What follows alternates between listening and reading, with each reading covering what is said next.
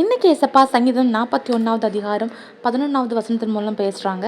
என் சத்ரு என்மேல் ஜெயம் கொள்ளாததினால் நீர் என்மேல் பிரியமா இருக்கிறீர் என்று அறிவேன். இன்னைக்கு அநேக பாடுகள், உபத்திரவங்கள், கண்ணீர்கள் மத்தியில் நம்ம கடந்து போகலாம். இந்த சுச்சுவேஷன்ல நம்ம யோசிக்கலாம், கடவுள் ஒருத்தர் இருந்தாருன்னா நம்ம வாழ்க்கையில எப்படிலாம் நடக்குமா அப்படின்ட்டு நீங்க யோசிக்கலாம். ஆனா இந்த வசனத்துல பார்க்கும்போது ஆண்டவர் நம்ம மேல பிரியமா இருக்கிறது நிமித்தம் தான் இவ்வளோ கண்ணீர்கள், பாடுகள், கஷ்டங்கள் வந்தாலும் நம்மள மேற்கொள்ள முடியல. ஏசப்போட அன்பு மட்டும் நம்ம வாழ்க்கையில இல்லைன்னா நம்ம என்னைக்கோ அழிஞ்சிருப்போம்.